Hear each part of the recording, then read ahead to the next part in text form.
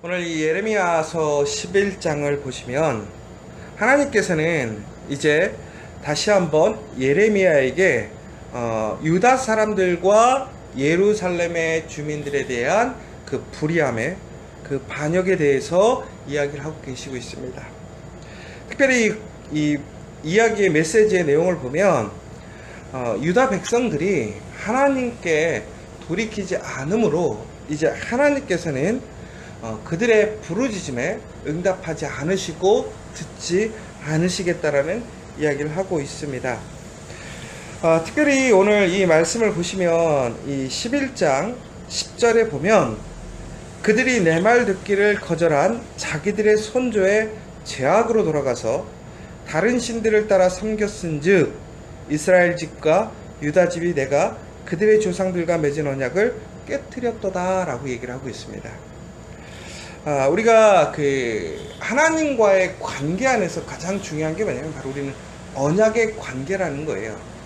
우리가 세상 사람들과의 관계도 매우 중요하겠지만 특별히 하나님과의 관계는 우리의 생명과 또 우리의 존재의 그러한 모든 것이 결부되어 있기 때문에 우리는 하나님과의 그 관계가 매우 중요합니다.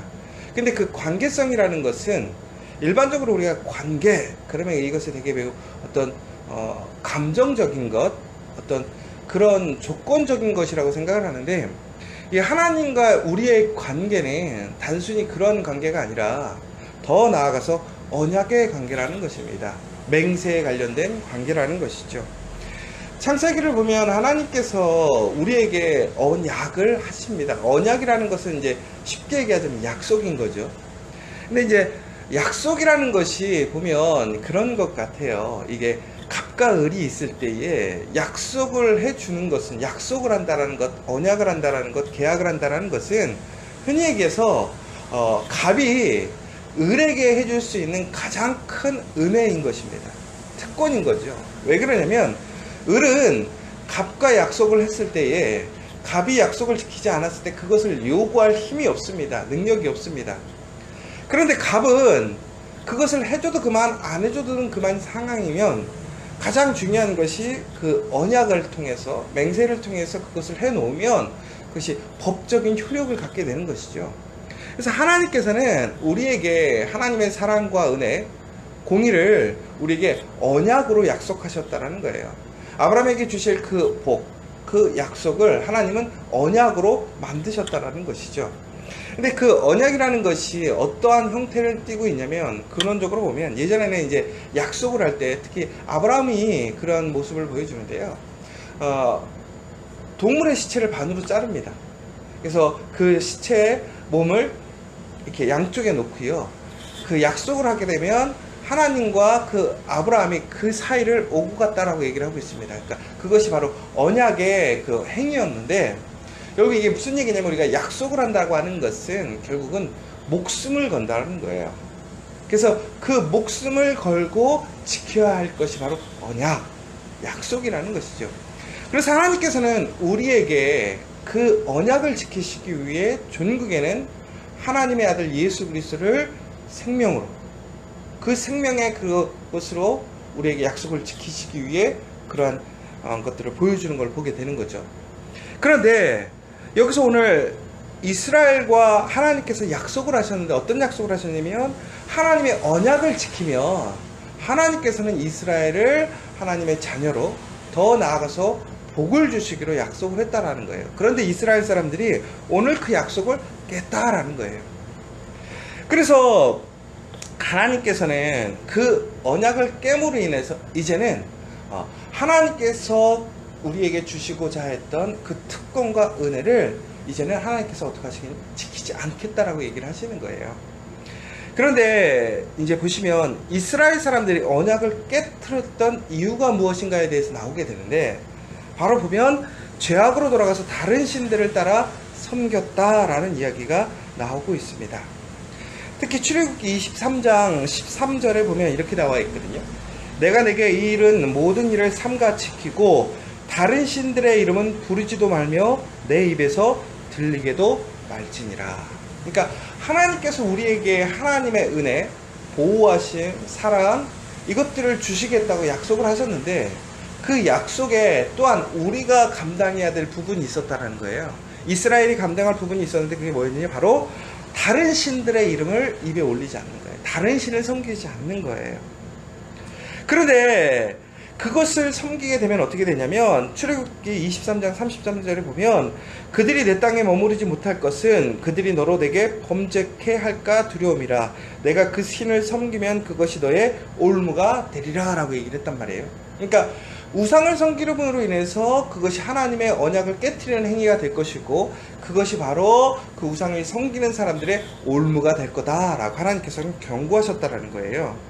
그런데도 불구하고 이 이스라엘은, 이 예루살렘은 시편 16편 4절에 나와 있는 것처럼 다른 신에게 예물을 드리는 자는 괴로움이 더할 것이라. 나는 저희가 드리는 피의 전제를 드리지 아니하며 내 입술로 그 이름도 부르지 아니하리로다라는 그 고백처럼 이제 하나님의 약속에서 끊겨지는 그러한 상태가 되었다라는 것입니다. 그런데 여기서 이제 의문점이 든 거예요. 우리가 약속을 한다라는 것은 엄밀히 하자면 내가 무엇인가를 받고 내 것을 보증하기 위해서 약속을 하는데, 우리가 지금 아시는 것처럼 하나님이 우리에게 약속했다라는 것은 우리에게 되게 큰 특권이잖아요. 장점인 거예요. 좋은 거잖아요. 그런데 왜 이스라엘 사람들이 약속을 안 지켰을까요? 이게 조금 아이러니하지 않은가요? 오히려 우리가 누군가에게 더 줘야 되는 상황이고 내가 그 약속을 지킴으로 인해서 손해가 나는 상황인 것 같으면 우린 약속을 잘 안 지키죠. 그러나 우리가 누군가에게 받아야 될 것, 혹은 우리가 정말로 그것을 행함으로 인해서 나에게 많은 유익이 있고 나의 생명과 직결된다면 우리는 아마 약속을 잘 지킬 거예요. 그런데 이스라엘 사람들은 왜 오늘 그들이 하나님께서 하지 말라는 그 약속을 깨버리면서 오히려 하나님이 만드신 피조물을 섬기고 우상을 섬기고 죄악된 삶을 살아가면서 하나님의 약속을 깨웠을까요? 참 신기하지 않나요?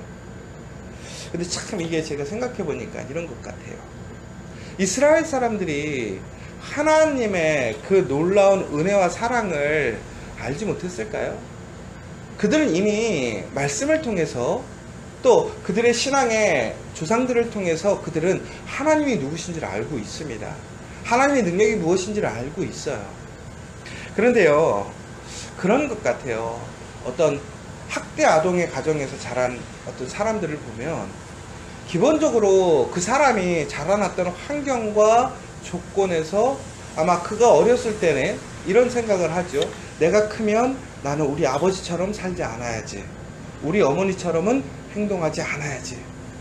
그런데 아이러니한 것이 그들이 성인으로 성장했을 때에 정말로 신기한 게 그가 그렇게 싫어했고 정말 그것으로 인해 고통받았던 그의 삶의 모습이 보면 그 아버지나 어머니의 모습을 닮아가고 있더라는 거예요. 그래서 학대하는 부모 밑에 자녀가 있으면 나중엔 자기의 자녀도 학대하게 되고, 더 나아가서 술이나 혹은 뭐 이런 문제들이 있는 집들을 보면 가족이 계속 이어지는 것들을 좀 보게 되거든요. 왜 그럴까요?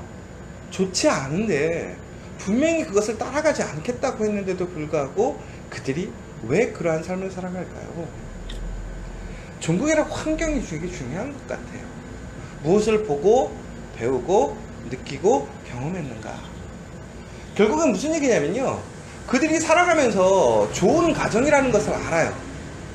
좋은 부모가 어떤 부모인지 알아요. 그런데 그들은 경험해보지 않은 거예요. 그들은 그것을 느껴보지 못한 거예요. 지식으로는 알지만 삶으로 경험해보지 못한 거예요. 이스라엘에게도 말씀이 있었어요. 그 신앙의 선조들이 보여줬던 증거가 있었어요. 그런데 그들의 삶 속에는 우상이 너무나 비일비재하게 널려 있어요. 오직했으면 신이 그 마을의 수만큼 많다고 했습니다. 바알이 거리의 이름만큼, 그러니까 바알을 분양할 수 있는 제단이 거리마다 있었다고 하는 거예요.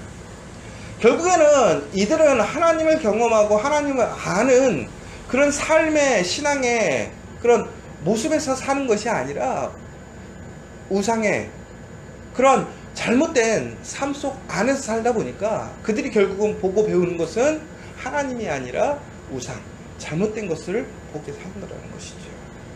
저는 여기서 이것을 보면서 다시 한번 우리가 좀 다시 정리해야 될 것이 있다. 우리의 환경을 정리해야 된다는 거예요. 우리의 삶을 정리해야 된다는 거예요.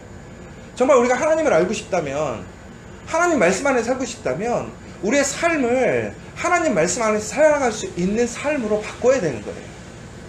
내가 과거의 삶, 아직도 세상 삶 안의 삶을 그대로 유지한 채 하나님을 믿고 따라가겠다, 하나님 말씀대로 살아가겠다, 쉽지 않다라는 거예요. 이스라엘 사람들은 종국에는 어떻게 됐냐면요, 그러므로 인해서 하나님을 배신한 거예요. 하나님의 말씀을 따라가지 않는 거예요. 종국에 하나님의 언약을 지키지 못하는 거죠. 그래서 그들은 어떻게 된 거예요? 그들에게 주어져 있는 그들의 특권을 잃어버리게 되었다라는 것입니다. 그러면서 11장 11절에 보면 이렇게 나와 있죠. 그러므로 나 여호와 이와 같이 말하노라. 보라, 내가 재앙을 그들에게 내리느니 그들이 피할 수 없을 것이라. 그들이 내게 부르짖을지라도 내가 듣지 아니할 것이라. 오늘 하나님께서는 이렇게 얘기하시는 거예요. 하나님의 언약이 끊어지면, 하나님의 은혜가 끊어지면 이제는 그 이스라엘에게, 유다와 예루살렘에게 재앙이 내리겠다라는 거예요. 계속 이야기하는 게 뭡니까? 유다가 어떤 족속이죠? 하나님이 선택한 하나님의 귀한 믿음의 족속이에요. 왕의 족속이에요. 예루살렘이 어떤 곳이에요? 하나님의 성전이 있는 거룩한 성전, 아름다운 성전이에요. 그런데 하나님께서는 이제 그곳에 심판을 내리시는 거예요. 왜? 하나님의 언약이 살아있지 않기 때문에. 여러분, 우리가 신앙생활을 해왔다는 그 경험과 내 삶에 지금까지 하나님의 은혜의 증거들이 있다고 해서 우리 신앙이 오늘도 하나님 안에서 은혜롭게 살아갈 수 있다, 그것이 아니라는 거예요. 오늘 내가 살아가는 오늘 삶 속에서 하나님의 말씀, 그 약속이 살아있어야 하나님의 복과 은혜가 오늘도 주어지는 것이지, 오늘 내가 하나님 말씀 안에 살아있지 못하고 그 언약이 유효하지 못하다면 오늘 우리는 아무런 것이 아니라는 거예요. 그러 오늘 다시 한번 하나님의 말씀을 붙드시는 하루가 되시길 바랍니다. 그런데 하나님께서 또한 아주 강력한 말씀을 하시는 게 그게 뭐냐? 너희가 부르짖을지라도 내가 응답하지 않겠다라는 거예요. 여러분, 우리가 살아가면서 그리스도인으로서, 우리가 신앙인으로서 우리가 누리는 가장 큰 특권이 뭘까요? 오늘 말씀을 통해서 우리가 다시 한번 볼 수 있는 게 뭐냐면, 바로 그리스도인의 가장 큰 특권은 하나님께 부르짖을 수 있다는 거예요. 그런데 우리가 여기서 한번 생각해 봐야 돼요. 우리가 하나님께 부르짖을 수 있다는 것은 다시 얘기하자면 기도할 수 있다는 거예요. 그런데 이 기도한다라는 것은 하나님을 믿는 사람, 신실한 사람만 할 수 있는 것은 절대 아니라는 거예요. 악인도 기도할 수 있습니다. 하나님을 반역하는 사람들도 기도할 수 있습니다. 그래서 우리가 성경을 보면요, 하나님을 믿지 않는 사람들, 혹은 하나님을 배신하는 사람들, 하나님을 잘못 알고 자기 믿음으로 믿고 있는 사람들마저도 하나님께 기도하는 일들이 있습니다. 그리고 하나님의 뜻을 구하는 때가 있습니다. 근데 종국에는 누가 그 부르짖음 가운데 은혜를 누리느냐, 복을 누리느냐? 바로 하나님이 그 사람에게 응답해 주는 사람들만이 온전한 진리를 아는 것이고 하나님의 그 길을 아는 게 되는 것이죠. 그래서 결국에는요, 우리가 하나님께 부르짖는다는 것, 기도할 수 있는 그것이 바로 우리에게 주어져 있는 특권이지만, 그 특권이라는 것은 결국은 온전한 특권이 되기 위해서는 무엇이냐? 부르짖음을 통한 응답이 있어야 된다는 거예요. 그러니까 기도를 하면 그 기도에 대한 응답이 있어야 그것이 진정한 특권이고 복이라는 거예요. 그런데 하나님께서는 어떻게 하셨냐면, 우리에게 예레미야서 33장인데 보면 뭐라고 되어 있냐면, 너는 내게 부르짖으라, 내가 내게 응답하겠고 내가 알지 못하는 크고 비밀한 일을 내게 보이리라 라고 얘기를 했다라는 거예요. 그러니까 하나님께서는 하나님을 향해 부르짖는 사람들에게 무엇이라고 응답하시겠다고 약속해 주셨다는 거예요. 그런데 하나님께서는 그 약속을 어떻게 했다는 거예요? 이제 깨버리시겠다는 거예요. 그러니까 우리가요, 하나님께 부르짖어도 어떻게 되는 거예요? 응답이 없는 거예요. 그러면 부르짖어야겠어요? 안 부르짖어야겠어요? 결론적으로 얘기하면요, 부르짖을 필요가 없다는 거예요. 왜? 하나님과의 약속이 깨어졌기 때문에. 하나님이 듣지 않겠다고 말씀하셨기 때문에. 여러분, 그럼에도 우리는 어떡하죠? 혹시나 하는 마음으로 부르짖을 거예요. 우리의 노력으로, 우리의 의지로, 우리의 정성으로 하나님의 마음을 돌릴 수 있을 거라고 생각하겠죠. 그런데 여러분, 분명히 알아야 될 것이 있어요. 하나님이 듣지 않겠다고 하면 우리는 부르짖을 수 없습니다. 하나님의 응답을 들을 수 없는 거예요. 그러므로 여러분, 오늘 우리가 부르짖을 수 있을 때에, 오늘 우리가 하나님의 응답을 들을 수 있을 때에 오늘 우리가 기도해야 된다는 것입니다. 오늘 우리가 정말로 하나님 앞에 누릴 수 있는 복을 누려야 한다는 거예요. 여러분, 세상의 그 어떤 복보다 오늘 우리가 부르짖고 하나님 응답하실 수 있다는 것이 우리에게 주어져 있는 큰 복이라는 것을 여러분 기억하셨으면 좋겠어요. 그러므로 오늘 여러분 다시 한번 하나님께 믿음으로 부르시는 이 시간이 되었으면 좋겠습니다. 포기하지 마십시오. 하나님이 들으시고 응답하십니다. 오늘 이 시간 그것이 우리에게 주어져 있다는 것입니다. 그런데 여러분, 우리가 다시 한번 이런 부르짖음에 대한 것을 좀 생각해 봤으면 좋겠는데, 그러면 오늘 하나님께서 부르짖지 말라고 그랬어요. 그러면 어떻게 될까요? 결론은 부르짖지 않아야 되겠죠. 그럼 여러분, 우리는 어떻게 해야 돼요? 그냥 죽어야 돼요? 아, 인생 끝난 거예요? 아, 오늘 심판이 내려졌으므로 이제는 끝난 건가요? 아니죠. 하나님은 우리를 사랑하셨어요. 언약을 깨어짐으로 인해서 이제는 하나님께서 우리에게 다시 응답하시지 않겠다고 말씀하셨어요. 그럼에도 불구하고 하나님은 우리를 다시 구원하시기 위해, 우리의 소리에 응답하시기 위해 바로 하나님의 아들 독생자 예수 그리스도를 보내셔서 그의 피로 다시 우리의 언약을 회복시키셨다는 거예요. 그러므로 여러분, 오늘 우리는 다시 하나님께 부르짖을 수 있는 그 권한을, 약속을 받은 거예요. 그런데 여러분, 그 권한이라고 하는 것은, 그 약속이라는 것은 단순히 예수님께서 돌아가셔서 우리를 위해 죽으셨다는 그 사실만으로 주어지는 것이 아니라 바로 우리가 그것을 믿어야 되는 것이죠. 더 나아가서 믿는다라는 것은 결국은 우리가 회개한다라는 거예요. 돌이킨다라는 거예요. 오늘 이스라엘이, 예루살렘이 하나님께 부르짖을 수 없게 되었습니다. 언약이 깨어졌어요. 하나님 응답하시지 않게 되었어요. 그런데 오늘 하나님께서는 왜 이스라엘에게 계속 말씀하실까요? 예레미야를 통해서 왜 말씀하실까요? 종국에는 회개하라는 거예요. 회개하면 다시 하나님께서 들으시겠다라는 거예요. 응답하시겠다라는 거예요. 부르짖을 수 있게 된다라는 거예요. 하나님의 은혜를 누릴 수 있게 된다라는 거예요. 여러분, 오늘 회개에 대해서 다시 한번 좀 생각을 해보면요, 회개라는 게 뭐예요? 돌이키는 거잖아요. 하나님의 관역으로 가는 거예요. 그러니까 우리가 죄라는 건요, 관역이 있는데 관역으로 가지 않고 떨어지는 게 죄예요. 회개라는 것은 그 관역을 향해 나아가는 것이 회개인 것이고, 돌이키는 것이 회개라는 것이죠. 그럼 우리의 관역은 뭐냐는 거예요. 우리가 돌이켜야 될 곳은 어디냐라는 거예요. 하나님이라는 거예요. 우리의 길과 진리가 되고 생명이 되는 것은 오직 하나님밖에 없다라는 거예요. 그것을 우리가 알고 고백하고 우리의 삶의 방향을 틀어가는 거예요. 바꾸는 거예요. 그런데 여러분, 요즘에 회개에 대한 오해가 있어요. 회개라는 것은 말로써 내가 회개했습니다, 예수님의 이름으로 내가 죄사함 받았습니다, 이것이 아니라는 거죠. 그것은 결국은 무슨 얘기예요? 예수가 나를 위해 죽으셨던 그 생명의 핏값처럼 내가 이제 내 삶을 온전한 거룩한 삶, 그 거룩한 피에 참여하겠다는 이야기인 거잖아요. 돌이키겠다라는 것이잖아요. 그런데 우리는 어떡하죠? 그렇지 않아요. 회개하지 않아요. 이 시대의 가장 큰 문제가 뭐라고 얘기하죠? 회개하지 않는 거라는 거예요. 하나님께 간구하고 소망하고 복을 바래요. 그런데 회개하지 않아요. 회개하지 않으면 결코 우리가 언약이 다시 복귀될 수 없다는 거예요. 예수의 은혜를 누릴 수 없다는 거예요. 사랑하는 여러분, 여러분들은 지금 회개하고 계십니까? 회개해야 된다는 거예요. 회개해야 된다는 거예요. 그런데 여러분, 이 회개라는 것이 참 보면요, 신기한 게 있어요. 뭐냐면, 여러분, 회개 그러면 우리는 어떻게 생각하냐면 그냥 잘못했습니다 이렇게 얘기하는 거예요. 근데 여러분, 우리가 교회에서 자꾸 들으는데 회개하라 회개하라 회개하라 하면 조금 불편하지 않으세요? 마음이? 아, 회개하라고 하면 아멘 나오세요? 기쁘고 아유 감사합니다 이런 마음 들으세요? 근데 우리가 자꾸 회개하라고 하면 우리가 이런 생각이, 내가 뭘 그렇게 잘못한 게 많은데 맨날 나한테만 회개하래. 여러분, 만약에 부부싸움을 했는데 남편이 갑자기 나한테 회개하라고 그러면 여러분 뭐라 그러시겠어요?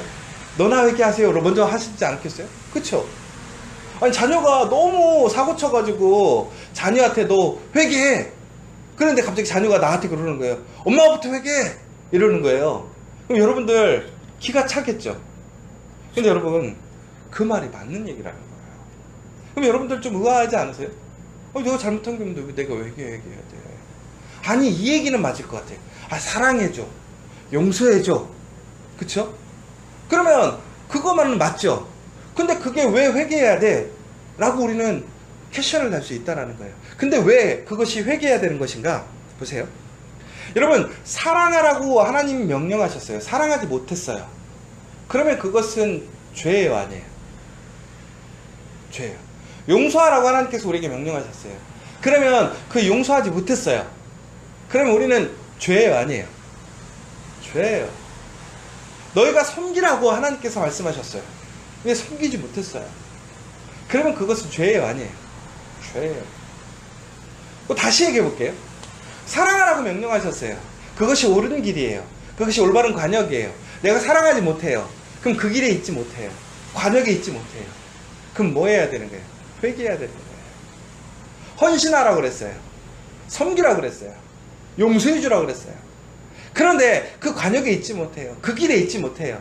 그럼 어떻게 해야 되는 거예요? 그 길로 가야 되는 거죠. 그 관역으로 가야 되는 거죠. 그것이 뭐라고 그랬어요? 회개라고 그랬단 말이에요. 여러분, 회개해야 돼요. 저는 오늘 다시 한번 오늘 이 하루가 회개하는 하루가 되었으면 좋겠어요. 회개함을 통해서 다시 하나님의 은혜를 누리고 다시 부르짖고 응답받는 복된 하루가 되시기를 간절히 소망합니다. 오늘 우리가 다시 한번 이 말씀을 통해서 하나님의 사랑, 하나님의 그 부르짖음에 귀 기울이는 하루가 되었으면 좋겠습니다. 하나님은 우리를 너무나 사랑하십니다. 그래서 우리에게 언약하셨습니다. 약속하셨습니다. 우리의 죄로 인하여 그 약속이 깨졌습니다. 그러나 하나님께서는 다시 그 약속을 회복하길 원하십니다. 회개하면 됩니다. 오늘 회개하는 역사, 회개하는 하루가 되길 원합니다. 내 삶 속에서 모든 일들 가운데 회개하는 하루가 되길 원합니다.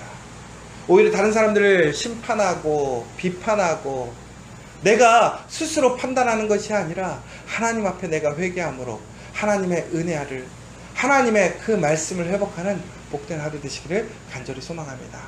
오늘 이 시간 다시 한번 우리 가족들 또 내 일터 우리 공동체를 위해서 기도하시고 특별히 회개함을 통해 하나님께 부르짖고 응답받는 복된 하루 되시기를 간절히 소망합니다.